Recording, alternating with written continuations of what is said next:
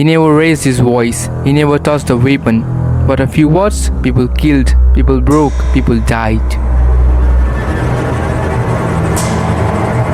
Before starting, learn the most important aspect to manipulate. Learn to control your emotions. But how will you do that? So starting with master metacognitive thinking. Like metacognitive thinking is labeling your emotions, but how? For example, when you feel angry, just tell yourself, why am I angry? If you are sad, say, why I am sad. That's how I master metacognitive thinking. I will bring a video on metacognitive thinking soon. For now, this much is you. Emotions. Johan never really killed anyone through weapons. He killed through emotion. Emotion like trauma, fear and loneliness. Now how will you learn to use the emotion? To use this emotion, you will need to observe. Ever wondered why most of the manipulative characters stay silent? Not because they want to create that mysterious aura, but to observe each and everything. Silence is the ultimate weapon of power by Charles de Gaulle.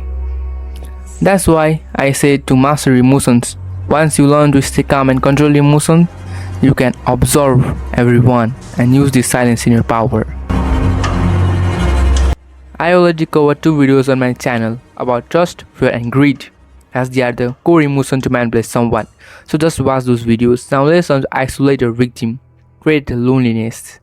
You want to at first either kill anyone close to his target, but that's not possible in real life. So what we can do, just like Johan, is create a mistrust among anyone close to your target or your victim.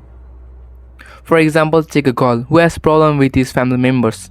So here what manipulator can do is become really close to that girl and becoming his only support system. And then the girl will rely on the manipulator and the manipulator can use her. Likewise, another important emotion is guilt. Johan used this emotion not directly but indirectly. The biggest example is Dr. Tenma.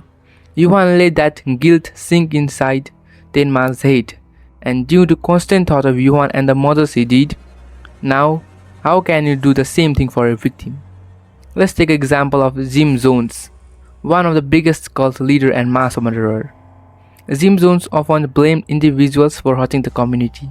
If someone tried to leave or question him, he do publicly shame them. You're letting the entire people's temple down. Do you want us to suffer because of you?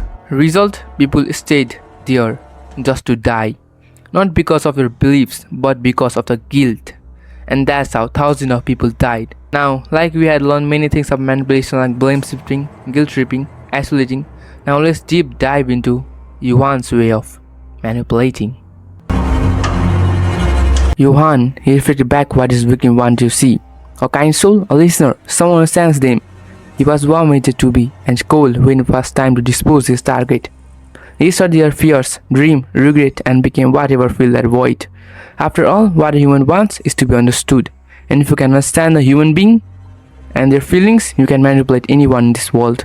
You can use anyone. In psychology, the trick used by Johan is called mirroring, a tool manipulator used to build fake trust upon the target.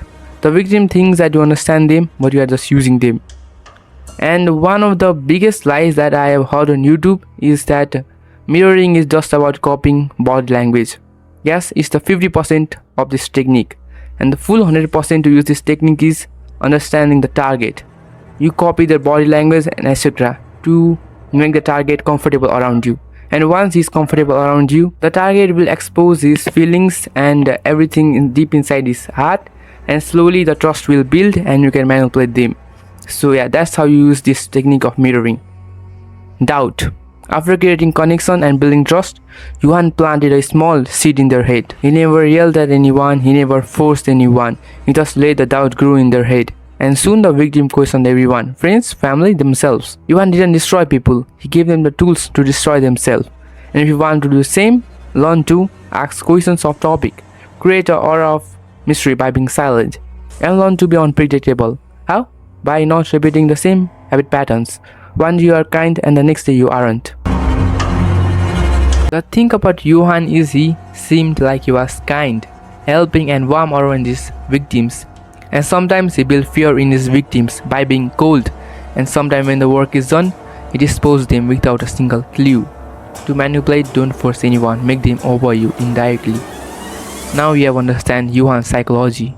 You have learned silence, master emotions like tools, and build fake trust. But this is the only first part. The next part will be coming soon. Till then, remember, in this world, only the richest, strongest, and the best can survive.